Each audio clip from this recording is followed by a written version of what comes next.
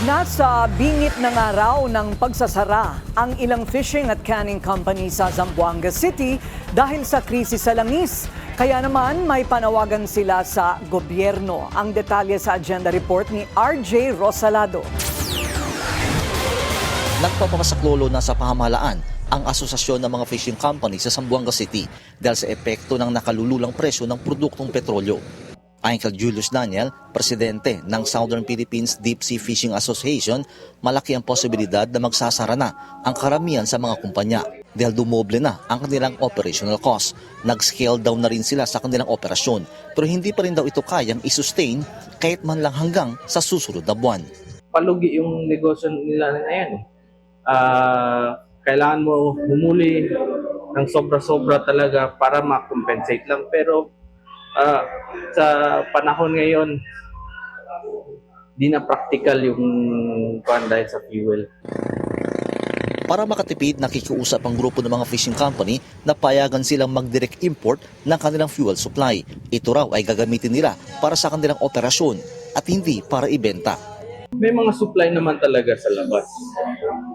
There are multiple suppliers na tumatawag.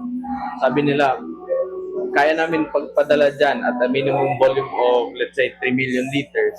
Yun lang kasi yung catch sa laki ng volume and malaking investment din siya sa part ng fishing company.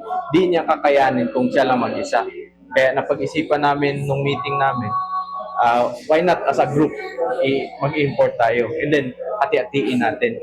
Kung matutuloy ang total shutdown ng mga canning at fishing companies, libo-libo mga empleyado at mga pamilya nito ang maapektuhan. Apektado rin ang tinatawag na food security dahil halos 80% ng supply ng cancer din sa bansa ay nagmumula dito sa Zamboanga City. Isa sa 8,000 fishing worker na posibleng mawalan ng trabaho si Mang Rubini na halos 2 dekada ng kapitan ng isang fishing vessel. Nag-abiso na siya nga baka mag-standby gumikan siya sa diesel.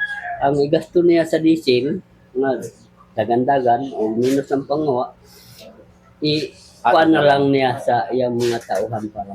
May maliit na sari-sari store si Mang Rubini at ito ang kanyang magiging source of income sakaling tuluyan na siyang mawalan ng trabaho. Sa ngayon, hinihintay pa ng mga fishing company ang tugon ng national government sa kanilang mga hinaing. Para sa agenda, RJ Rosalado, Billionaire News Channel. Manatiling nakatutok sa Billionaire News Channel. Sumubaybay sa aming social media accounts at mag-subscribe sa aming YouTube channel para sa mga bago at eksklusibong balita.